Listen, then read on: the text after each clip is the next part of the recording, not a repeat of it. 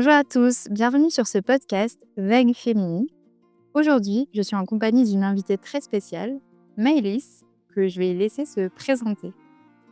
Salut tout le monde, moi c'est Maïdis, j'ai 29 ans, je vis au Pays Basque et je fais mes saisons sur l'île d'Oléron. Je suis aussi la créatrice de Enfile-moi, une marque d'accessoires de surf. Je suis ravie de t'avoir sur ce podcast avec moi. C'est vrai que j'ai rencontré Maëlys il y a environ 1 an parce qu'elle a fait via sa marque Enfile-moi une housse pour mon longboard. Et je trouve le concept et ce qu'elle fait vraiment génial. Donc j'avais trop envie de la recevoir dans mon podcast pour parler plus de son projet. Tout d'abord, est-ce que tu peux nous parler un petit peu de ta relation avec le surf? À quel âge tu as commencé? Comment tu as découvert ce sport? À quelle fréquence tu fais du surf, et cetera? Alors j'ai commencé le surf il y a, je dirais à peu près 5 ans, grâce à mon amoureux, grâce à l'amour, qui lui était bien piqué par le surf. Du coup, il m'a vraiment fait entrer dans son monde. Parce que c'est vrai qu'avant, moi, j'avais pas cette vie, je vivais à Paris et j'ai quitté pas mal de choses pour venir dans ce monde. Du coup, ouais, j'ai quitté Paris. De base, quand je l'ai rencontré, j'étais encore à Paris et je faisais ma dernière année d'études. Du coup, c'est vrai que ça a influé pas mal dans mon milieu de vie, ce que j'avais envie de faire. Et du coup, j'ai décidé de vouloir vivre à l'océan et de partir de Paris quand j'avais l'opportunité pour mes stages. Je me suis dit, je vais partir et trouver un stage dans le sud-ouest. Et du coup, vivant près de l'océan, c'est sûr que du coup, le surf est bien rentré dans ma vie. Et aujourd'hui, je pratique le surf tous les jours. Et c'est vrai que c'est quand même un luxe que je n'avais pas avant. Et aujourd'hui, j'aime bien cette vie. Ouais, bah écoute, je te comprends à 100 parce que j'ai moi-même cette même envie de quitter Paris et de vivre près de l'océan. C'est assez imminent pour mon cas. Et je pense que beaucoup de personnes qui nous écoutent vont se retrouver de là-dedans, puisqu'à chaque fois que je parle à quelqu'un qui est vraiment passionné par le surf, c'est un de nos objectifs de vie de pouvoir vivre près de l'océan, bah, là où on peut surfer en fait. Est-ce que tu peux nous dire ce que tu as fait comme étude et du coup comment ton projet Enfile-moi est né? Yes, et mais du coup, j'ai fait une école de mode. Avant tout ça, j'ai fait une licence de droit. Je me suis un peu perdue, j'avais envie de faire du créatif. Du coup, j'ai décidé de m'orienter vers la mode. J'ai fait 4 ans d'études là-bas. Ok, et du coup c'est pendant ta licence de mode que tu as créé Enfile-moi ou c'est juste après? Du coup, ouais, c'est vrai que j'ai voulu faire des stages, dans tout ce qui était swimwear. J'ai toujours eu un contact avec l'eau. Ma mère était maître nageuse, donc avant de faire du surf, j'ai toujours été dans l'eau. J'ai fait de la natation artistique, donc j'avais cette approche de faire quelque chose dans un milieu sportif. Même à l'école, tu vois, je faisais souvent mes dossiers de style avec, contrairement aux gens, tu vois, dans les écoles de mode où c'est très, haute couture, assez créative. Moi, j'avais ce décalage où je voulais faire du prêt-à-porter, des trucs assez terre à terre. J'avais pas encore l'idée de faire du surf, ça m'est venu après, tu vois? J'ai eu des idées, mais je voulais aller vers le maillot de bain, vers tout ce qui était textile un peu sport. Et du coup, après, j'ai eu cette idée de lancer Enfile-moi parce que, c'est vrai que je voyais qu'il y avait beaucoup de monde sur le milieu du vêtement, notamment tout ce qui est maillot de bain. Et en fait, il y a beaucoup de gens, c'est un milieu bouché et j'ai trouvé cette idée assez cool, faire des chaussettes pour, les planches de surf. Je me suis dit: «Je vais habiller les boards au lieu d'habiller les femmes», parce que déjà, elles sont moins chiantes et aussi parce que je trouvais qu'il y avait un créneau dans le sens où, enfin, je vois tout le monde a les mêmes chaussettes de surf et moi j'ai ce truc de faire de l'upcycling et de trouver des tissus différents et uniques pour tout le monde et du coup je trouvais ça cool. Donc oui, c'est vrai qu'on a parlé rapidement d'Enfile-moi au début du podcast, mais on n'a pas précisé ce que c'était. Donc Maëlys fait des chaussettes pour les planches de surf et d'autres planches d'ailleurs, si je me trompe pas. Oui, Des accessoires en fait. j'essaye de me diversifier, mais principalement le surf, mais j'aimerais aussi à l'avenir faire snowboard, ski, skate. Si vous avez des envies particulières, il faut venir me demander. En vrai, je sais patronner, du coup, tout ce qui glisse, je veux l'habiller.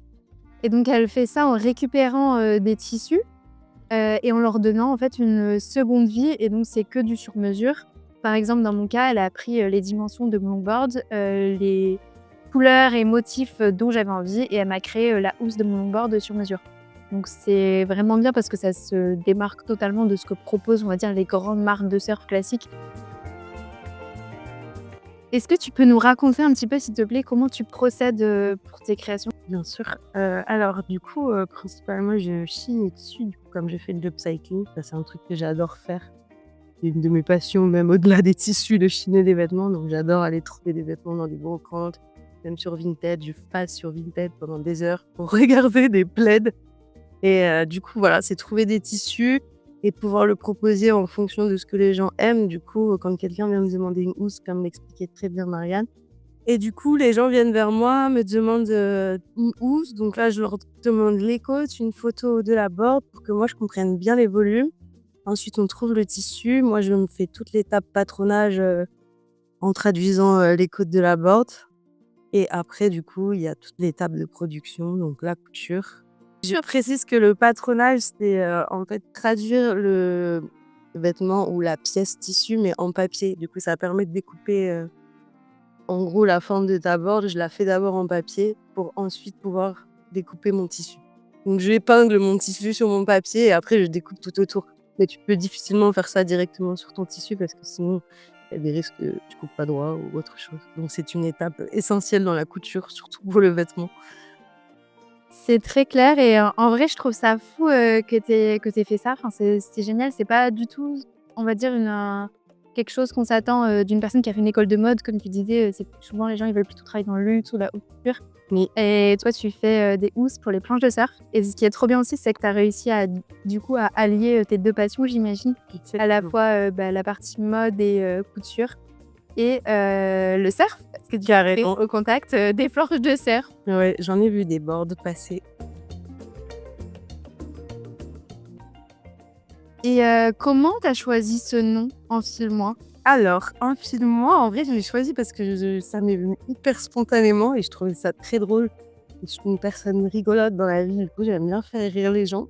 Du coup, je trouvais ça assez explicite avec ce que je propose comme produit. Après, ça peut être très vite détourné. De toute façon, tu le vois, selon les générations. Comme je disais à mon père que j'ai appelé mon entreprise Enfile-moi, au début, il m'a regardé un peu bizarre. Du coup, tu le vois au niveau des générations. Mais après, ma clientèle trouve ça généralement plutôt marrant et ça fait aussi qu'on se rappelle de moi généralement.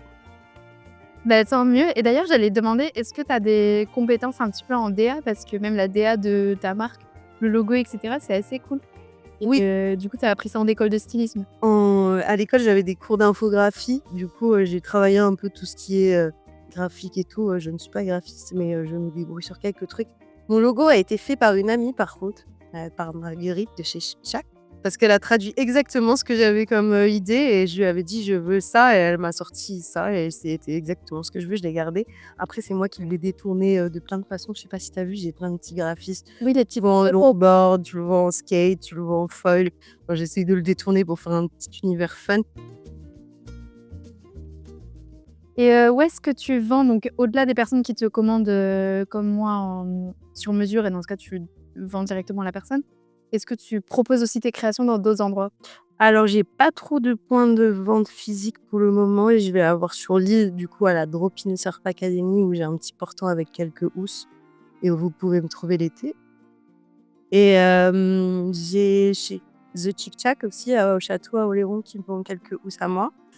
Et il y a pas longtemps, là, depuis septembre, j'ai déposé des housses, à Beau Rivage. C'est un magasin à Bordeaux, dans le centre de Bordeaux. Un petit magasin assez cool qui propose plein de produits sur le surf, d'autres créateurs. Je sais qu'ils vendent des shorts, la Reine shortboard, là, je sais pas si tu vois? Et c'est des petits board shorts trop cool pour les nanas.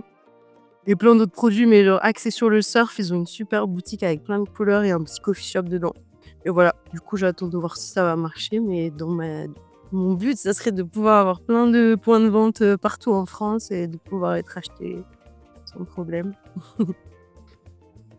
Et justement, ça enchaîne avec, une de mes questions. Est-ce que tu as des projets, enfin, quels sont tes projets pour le futur, une vision pour Enfile-moi, dans les prochaines années à venir, que ce soit 2 ans, 5 ans, 10 ans?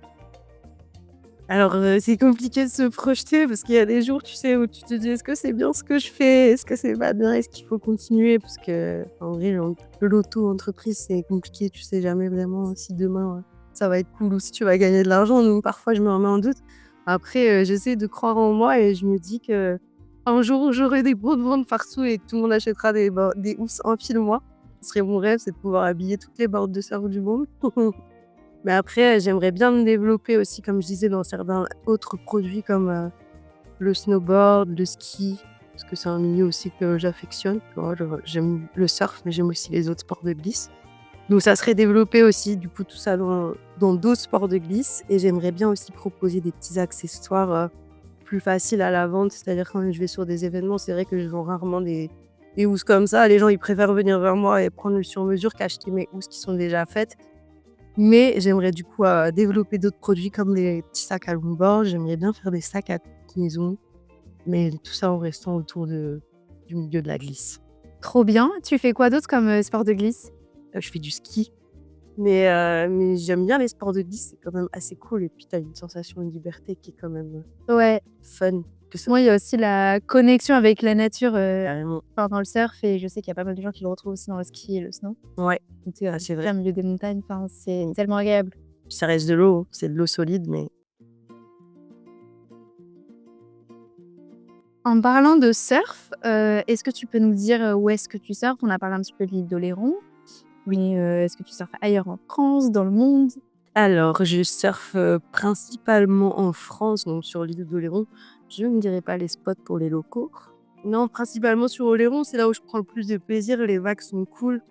Et après, j'habite au Pays basque à l'année, donc je dirais que je surfe principalement toujours au même endroit. La plage la plus proche de chez moi, qui est à Tardos, où c'est cool, mais ça reste les Landes, les vagues sont pas faciles, c'est un sport ingrat le surf. Du coup, il y a des jours où tu sors d'une session et tu es triste, comme il y a des jours où tu sors où tu es trop content. Je suis assez d'accord, sur le fait que le surf, c'est un sport ingrat et vraiment, je connais pas une personne qui surfe et qui n'a pas cette opinion. Est-ce que tu aurais des conseils justement à donner à quelqu'un peut-être qui démarre dans le surf ou qui est un peu dans ce stade où tu es un peu frustré? Je dirais d'avoir de la patience. Je pense que la patience est le meilleur des atouts et de prendre des cours aussi, ça je trouve que c'est un truc cool à faire, cool d'avoir des retours, si vraiment tu veux progresser en surf au-delà de la compétition et tout. Je trouve que c'est cool d'avoir des retours sur ton surf, que tu ne dois jamais surfer. En fait, tes sensations sont tellement différentes de ce que tu vois après ou de ce que quelqu'un voit. Donc c'est vrai que quand il y a quelqu'un qui te donne des conseils, c'est cool. Et de prendre du plaisir parce que ça reste, la chose la plus importante. Enfin moi, je sais que quand j'y vais, c'est avec les copains et pour kiffer, quoi. Ouais, ouais, je suis d'accord sur la partie prendre du plaisir.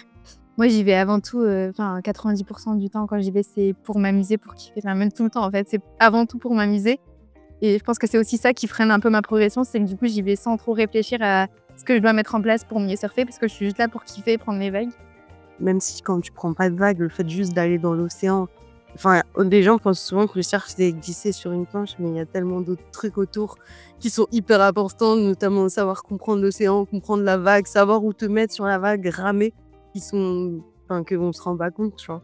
Ouais, je suis complètement d'accord et on le voit assez, quand tu as des gens qui parlent du surf en mode que la façon dont ils ont été sur la vague et qui oublient que, bah, si tu es arrivé sur cette vague, c'est que tu as réussi à te placer au bon endroit, au bon moment pour la prendre et aller au bon spot, selon les conditions du jour et cetera. Carrément. Donc ouais, tout ça, c'est à prendre en compte. Il faut juste profiter, de chaque étape Carrément. et kiffer chaque vague. Est-ce que tu vois des similitudes entre, bah, la pratique du surf et ta vie entrepreneuriale en termes de patience, les étapes et cetera? Ou, est-ce qu'au contraire, c'est complètement différent? Si je le vois parce qu'il faut aussi de la patience, je pense, parce qu'il y a plein de trucs, dans mon entreprise que j'aime pas faire pour moi, que je me fais chier à faire, parce que je suis un peu obligée de le faire donc je prends le temps de faire des choses que je n'aime pas, que je ferais pas dans ma vie personnelle, tu vois? Notamment les réseaux sociaux, chose que moi je n'aime pas faire, animer mon compte et là je prends le temps de faire ça. Donc voilà et après, moi ce que je trouve cool aussi, c'est que enfin mon boulot aujourd'hui, ça c'est un truc où je suis trop contente, c'est que même si tu vois demain je sais pas si je vais gagner, ma vie, avec ça, mais tu vois j'ai cette, chance de pouvoir organiser ma journée et de pouvoir me dire, tu vois, je peux aller surfer la journée et faire mes housses la nuit et ça, c'est un truc où genre je suis trop contente et genre moi j'ai trouvé un équilibre personnel assez cool entre le surf et mon boulot où je sais qu'en plus le soir je peux faire de la couture et ça reste sur le surf. La journée, je peux surfer parce que j'ai la possibilité d'aménager mon emploi du temps pour ça. Non, mais oui, c'est vraiment, la vie de rêve, je pense. Moi, c'est un peu enfin, même si mon projet à moi, il est pas lié au surf, c'est pareil dans mon idée, j'ai envie de me lancer à mon compte pour avoir justement ce temps, enfin cet équilibre de vie et pouvoir intégrer, ma passion, même si, bah, je me dis: «C'est fou quand même ce qu'on ferait pas pour le surf». Carrément.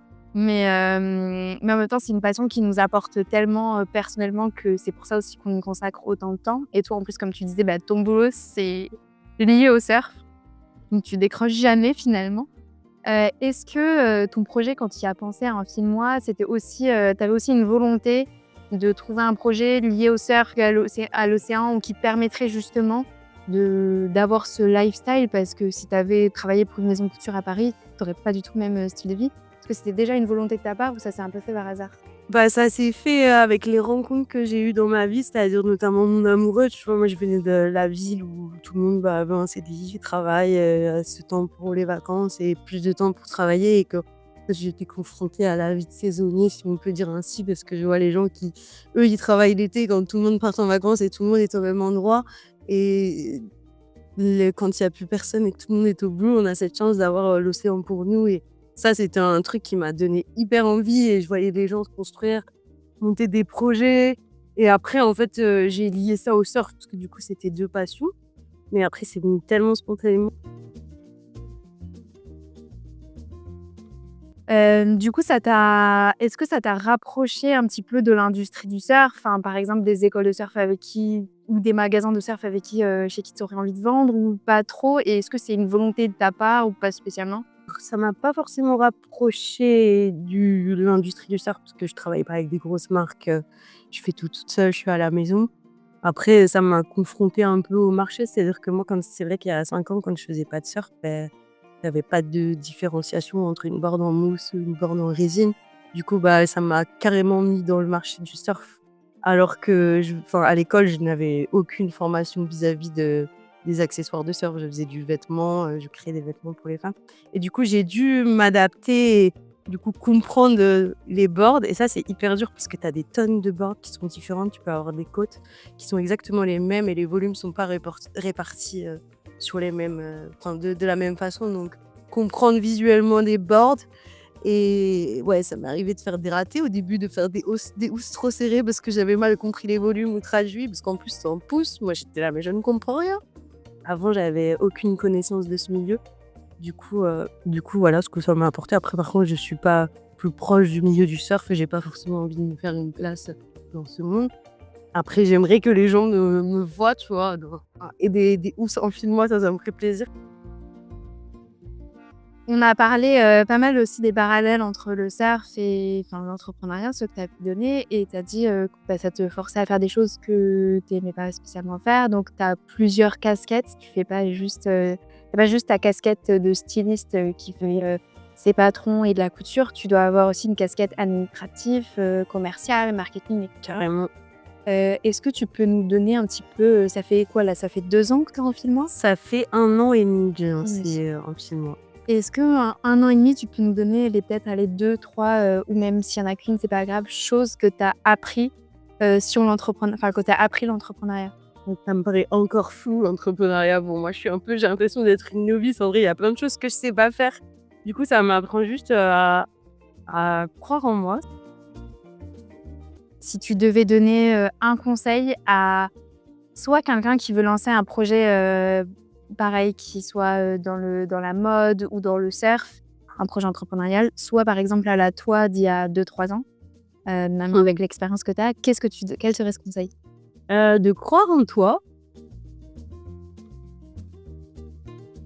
Aussi, il y a tu vois, il y a des jours où tu te dis que tu peux pas croire en toi, il y a des jours où tu reçois des petits messages trop cool. Je sais qu'un jour, j'ai reçu un petit message d'une Australienne qui m'a envoyé: «Tu as les housses de surf les plus mignonnes du monde, je rêverais d'en avoir une» et je pouvais pas lui faire parce qu'elle habite en Australie, donc elle paierait les frais de port 10 fois plus cher que la housse et genre juste ce message, tu vois, il m'a donné grave envie de croire en moi et de me dire qu'en fait, c'est trop bien ce que tu fais et il y a des moments où tu peux avoir des doutes et si tu crois en toi et normalement tout se passera bien. Et surtout aussi, le petit conseil numéro 2 d'être bien entouré. Parce que les gens te donnent de bons conseils généralement. Et c'est pas bien de rester tout seul dans sa tête.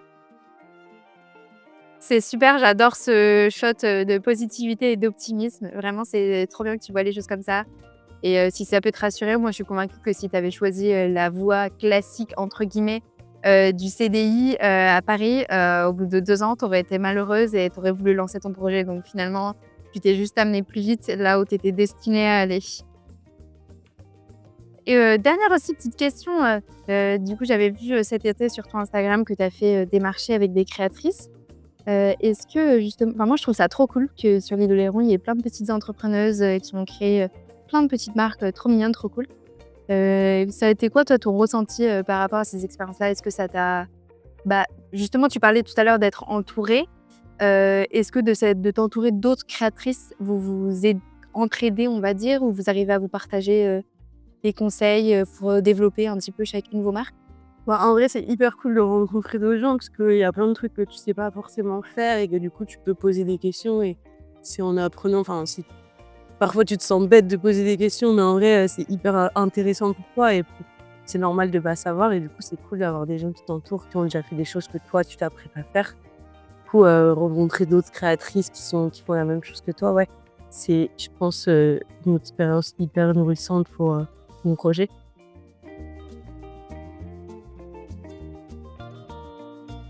Du coup, ouais, quand j'ai fait mon logo, j'ai fait ça un peu en hommage à mon grand-père qui était un grand écolo et quand il est décédé, ma grand-mère voulait que des fleurs pour des tournesols pour son enterrement. Du coup, c'était magnifique, il y avait plein de fleurs et du coup, je voulais lui rendre un petit peu un hommage, comme, de base, c'est une marque qui fait de l'upcycling. C'est pour rappeler un peu les valeurs éco-responsables, de la chose en le tournant un peu plus fun, avec, une petite chaussette qui l'enfile. Trop mignon, on adore. Et est-ce que tu as un dernier mot, pour la fin, que ce soit, sur le surf, sur l'entrepreneuriat, sur dis-moi? Essayez d'avoir le sourire à l'eau les gens, s'il vous plaît. Et non, plus de positivité, s'il vous plaît. Allez les petits tournesols.